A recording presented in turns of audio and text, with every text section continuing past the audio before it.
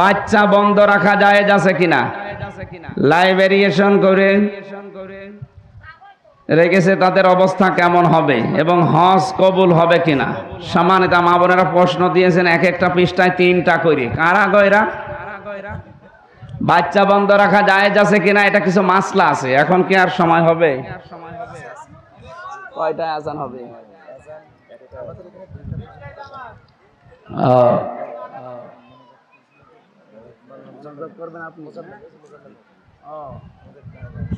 আলহামদুলিল্লাহ। সম্মানিত মা বোনেরা, এটা স্থায়ীভাবে বন্ধ করা জায়েজ নেই।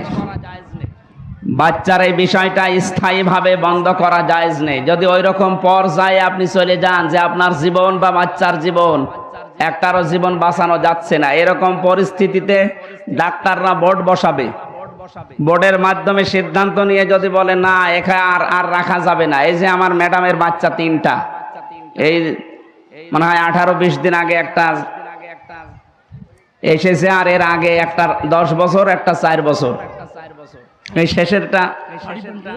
শেষেরটা হওয়ার সময় আমরা ঢাকাতে নিয়েছিলাম। বাচ্চাটার এই গলার ভেতরে নাড়ি ভুড়ি সব পেঁচিয়েছিল, উল্টিয়েছিল। তারা ঢাকার বড় বড় 4 জন মহিলা ডাক্তার মিলে ওনারে অপারেশন থিয়েটারে নিয়ে আমার পরে খবর দিল যে আর আপনার ম্যাডামকে বাঁচানো সম্ভব না, আমাদের আয়ত্তের বাইরে চলে গেছে। এখন বাচ্চা বাঁচাতে গেলে মা বাঁচবে না, মা বাঁচাতে গেলে বাচ্চা বাঁচবে না, যে কোনো একটা নেওয়া লাগবে আপনারে। যাকে যে অবস্থায় আছে দুইজনেই লাইফ সাপোর্টে। আমার ডাক্তার লাইলা নূর বলে একজন আছে, উনি সর্বোচ্চ 8 দিন হাসপাতালের বড় ডাক্তার। বললেন যে কি করবেন তাড়াতাড়ি জানান, আমরা খুব ঝামেলায় আছি। যদি এখন ওনার সন্তানের নাড়ি কেটে ফেলে দেওয়া লাগবে, জরায়ু বাদ দেওয়া লাগবে, তাছাড়া উপায় নেই, তাছাড়া বাঁচানো যাবে না ওনারে। এখন তার জীবন মরণ নিয়ে টানাটানি, বাধ্য হয়ে আমি তাও কয়েক মিনিট চুপ ছিলাম। দেখি, চিন্তা ভাবনা করে দেখি। আমি বললাম একটু দেখেন না কেন, কিছু করা যায় কিনা। বলছে না, আমাদের হাতে আর নেই। শেষ পর্যন্ত কেটে বাদ দেওয়া লেগেছে। সম্মানিত ভাইরা, সম্মানিত মা বোনেরা, আমার জীবনের উপর একটা ঝড় বয়ে গেল। আল্লাহ একটা পরীক্ষায় ফেলে দিল। 3টা মেয়ে আমাকে আল্লাহ দিয়েছেন। নবীজি জানিয়েছেন যার 3টা মেয়ে, আল্লাহ তাকে 3টা জান্নাত দেবে যদি ওর লালন পালনের ব্যবস্থা, দিন শিক্ষার ব্যবস্থা এবং সৎ পাত্র দেখে যদি পাত্রস্থ করতে পারেন। আমার যেন এই 3টা কাজ সঠিকভাবে আঞ্জাম দিয়ে আমি যেন এই মেয়েদের মাধ্যমে জান্নাতের অধিকারী হতে পারি। আল্লাহ তাওফিক আমাকে দান করেন। সাময়িকভাবে যদি ওই রকম হয় তাহলে আপনি বন্ধ করে দিতে পারেন, স্থায়ীভাবে বন্ধ করা জায়েজ নেই। এরপরে হজ কবুল হবে কিনা, এটা তো আপনার এই যে সম্পদ নিয়ে আপনি হজে যাচ্ছেন, টিকিট কেটে বা হজের খরচে, এইটার উপরে নির্ভর করছে আপনার এই কর্মজীবনের উপরে। বোনের জমি ফাঁকি দিয়ে, ভাইয়ের জমি ফাঁকি দিয়ে ওইটা আপনি বেচা কেনা করে হজে গেলেন, জায়েজ নেই, এটা আপনার হজ হবে না তখন।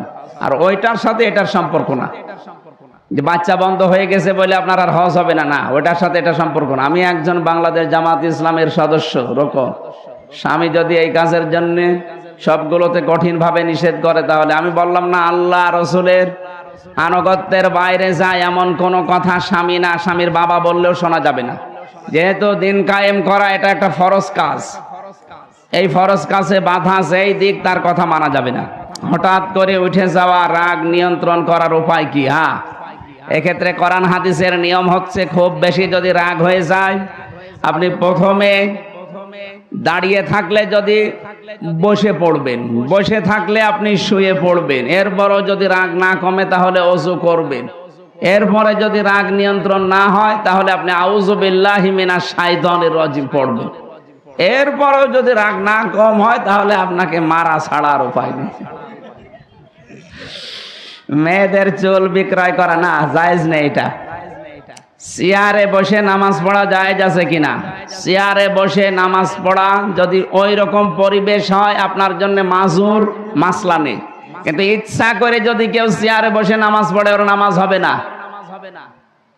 আমি মাসলা বলছি, মা বোন এবং পুরুষ মানুষ যারা শুনছেন, সম্মানিতা মা বোনেরা, নামাজ পড়বেন আপনি দাঁড়িয়ে, এটা ফরজ।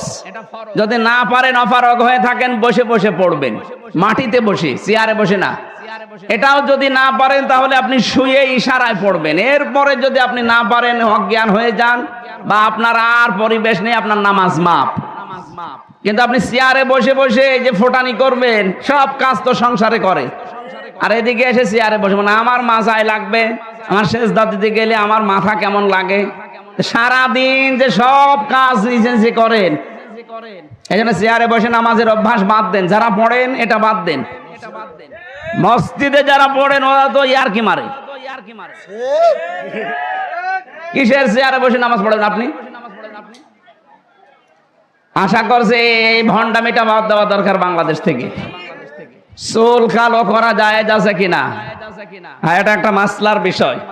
সম্মানিত মা বোনের, যদি আপনি চুল কালার করলে আপনার স্বামীর জন্য, বাইরে লোকদের জন্য না, স্বামীকে সন্তুষ্ট করার জন্য, আকৃষ্ট করার জন্য জায়েজ আছে, বাকি কারোর জন্য জায়েজ নেই।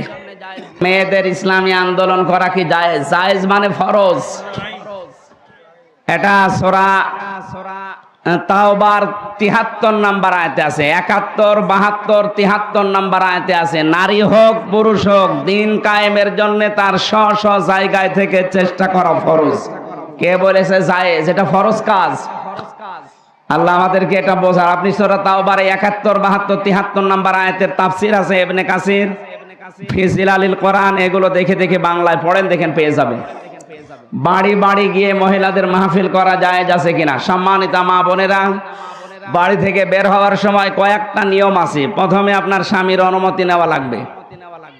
আর স্বামী যদি আবার আবু জেহেলের মতো হয়, দিনের কথা শুনলে তার রাগ হয়ে যায়, এইরকম স্বামীর কথা মানা যাবে না।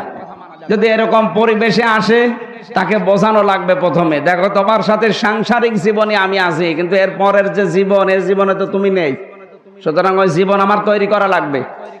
দিন শিক্ষা করা যেহেতু তলাবুল ইলমি ফারিদাতুন আলা কুল্লি মুসলিমিন ওয়া মুসলিমাতিন, নারী পুরুষ সবার জন্য ফরজ। এজন্য এরকম পরিবেশ কোন জায়গায় যদি তালিমের মাধ্যমে, শিক্ষার মাধ্যমে দেয়, কিন্তু সেখানে দেওয়া লাগবে মেয়েদের। পর্দা বাদ দিয়ে যদি কোনো পুরুষ মানুষ মেয়েদের সামনে কিছু করে, এটা জায়েজ নেই, হারাম।